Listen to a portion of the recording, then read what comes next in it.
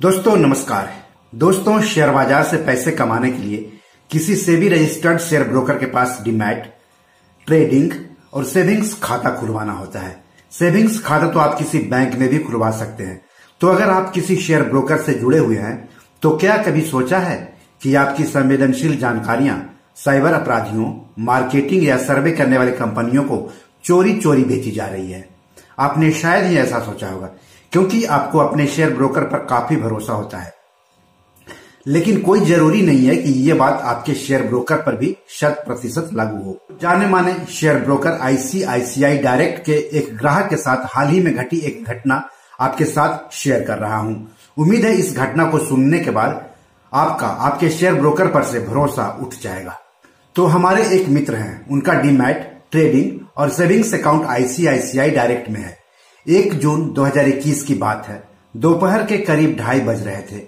उन्होंने अपना demat account खोला और अपना एक शेयर बेचने की कोशिश करने लगे। 2-3 बार की कोशिश के बाद भी कुछ तकनीक वजहों से मेरे मित्र की शेयर बेचने की प्रक्रिया पूरी नहीं हो पा रही थी। बार बार एक ही मैसेज आ रहा था और वह मैसेज था, stocks allocated in demat, check the allocated quantity और cancel, pending sell orders if any and place your order. जबकि मेरे मित्र शेयर बेचने से जुड़ी मांगी गई सारी जानकारी सही भर रहे थे। बार बार ऐसा होने पर मेरे मित्र ने आईसीआईसीआई डायरेक्ट के कस्टमर केयर नंबर से बात करने की सोची। उन्होंने कस्टमर केयर नंबर 1860-123-1122 पर कॉल किया, लेकिन नंबर लगातार व्यस्त आ रहा था। एक बार कस्टमर केयर प्रतिनिधि ने कॉल रिसीव भी किया तो उससे समस्या का समाधान नहीं हुआ। तब मेरे मित्र ने सोशल मीडिया ट्विटर का सहारा लिया। उन्होंने आईसीआईसीआई डायरेक्ट का ट्विटर हैंडल @ICICI_डायरेक्ट ढूंढा और वहां अपनी शिकायत दर्ज कराई। साथ ही market regulator SEBI, stock exchange BSE और एनएससी को भी टैग किया। आईसीआईसीआई डायरेक्ट ने मेरे मित्र से अपनी डिटेल्स जैसे कि trading account number, mobile number direct message यानी डीएम करने के लिए कहा।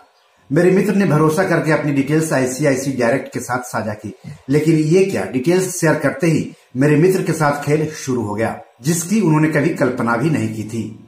आईसीआईसीआई डायरेक्ट के साथ मेरे मित्र के रजिस्टर्ड मोबाइल नंबर पर किसी आईसीआईसीआई डायरेक्ट के प्रतिनिधि के तौर पर किसी मनीष कुमार, मोबाइल नंबर 7602776619 से मेरे मित्र के पास कॉल आया। मनीष ने कहा कि मैं आईसीआईसीआई डायरेक्ट से बोल रहा हूं, आपको ट्रेडिंग में क्या दिक्कत आ रही है? मेरे मित्र ने अपनी समस्या बताई तो मनीष ने कहा कि मैंने चेक किया, तकनीक समस्या के कारण आपको यानी मेरे मित्र को दिक्कत आ रही है। मनीष ने कहा कि आपकी समस्या को ठीक कराने के लिए आपको एक रजिस्ट्रेशन फॉर्म भरना होगा। उसने फॉर्म भरने की पूरी प्रक्रिया बताई। इसके लिए उसने सबसे पहले मेरे मित्र के रजिस्टर्ड मोबाइल नंबर पर एक मैसेज भेजा और उसे एक दूसरे नंबर 9223750415 पर फॉरवर्ड करने के लिए कहा। मैसेज कोड वर्ड में था। जैसे ही मेरे मित्र ने उसका मैसेज उसके बताए हुए नंबर पर फॉरवर्ड किया, मेरे मित्र के मोबाइल के मैसेज बॉक्स में www.surveymonkey.com के लिंक से एक फॉर्म आया। उसके ऊपर ICICIdirect.com रजिस्ट्रेशन फॉर्म लिखा हुआ था और जिसमें मेरे मित्र से जानकारी मांगी गई थी। लेकिन ये रजिस्ट्रेशन फॉर्म किसी तीसरे मोबाइल नंबर है 8521912352 से आया था। यानी 3 मोबाइल नंबरों का इस्तेमाल किया गया। ट्रू कॉलर ने इन तीनों नंबरों को स्पैम बताया।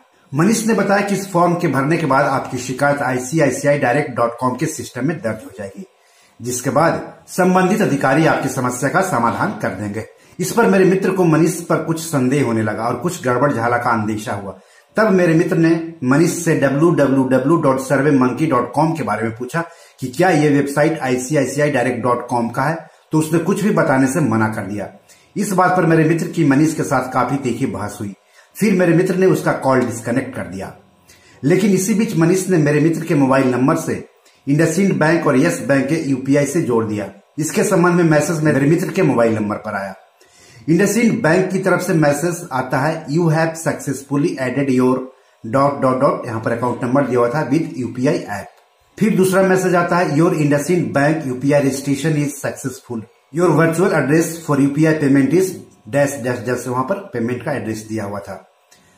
यस बैंक का मैसेज आता है, dear user, you have initiated the process of adding your Yes Bank account in your UPI app और डॉट डॉट डॉट यहाँ डिटेल्स दिया हुआ था। सवाल है कि क्या मनीष कुमार ICICIdirect.com का प्रतिनिधि है या नहीं है। अगर वह ICICIdirect.com का प्रतिनिधि है तो फिर उसने मेरे मित्र का मोबाइल नंबर इंडसइंड बैंक और यस बैंक के यूपीआई से क्यों जोड़ दिया। और अगर मनीष कुमार ICICIdirect.com का प्रतिनिधि नहीं है तो फिर मेरे मित्र की डिटेल्स की जानकारी उसे किसने दी। मनीष कुमार से कॉल डिस्कनेक्ट करने के बाद मेरे मित्र ने फिर से ICICIdirect.com के कस्टमर केयर नंबर पर बात करने की कोशिश की। एक बार तो काफी देर तक नंबर व्यस्त बताता रहा, फिर से उन्होंने कोशिश की तो नंबर तो लगा। कस्टमर केयर प्रतिनिधि ने कॉल रिसीव किया, लेकिन फिर उसने कॉल ये कहकर डिस्कनेक्ट कर दिया कि आपकी आवाज यानी मेरे मित्र की आवाज नहीं आ रही है। मेरे मित्र ने ICICIdirect.com के तथाकथित प्रतिनिधि मनीष और उसने जिन नंबरों और वेबसाइट का इस्तेमाल किया था उसकी जानकारी ट्वीट करके ICICIdirect.com को भी दी।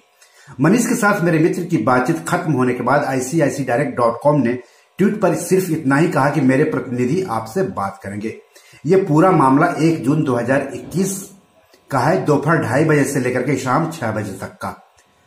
मैंने आपसे इस घटना का जिक्र इसलिए किया कि आप सतर्क रहे, सचेत रहे, क्योंकि पैसा आपका है।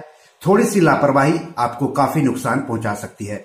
ब्रोकर को तो सिर्फ आपके पैसे से मतलब है, आपके पैसे की सेफ्टी से नहीं। ICICIdirect.com को इस पूरे मामले की जांच करवानी चाहिए और अगर कोई दोषी है तो उसके खिलाफ कार्रवाई की जानी चाहिए। इन दिनों साइबर अपराधियों का मनोबल काफी बढ़ा हुआ है, इसलिए शेयर ब्रोकर्स को भी अपने ग्राहकों की सेफ्टी पर पूरा ध्यान देना चाहिए। तो बी योर मनी मैनेजर में आज इतना ही। नमस्कार।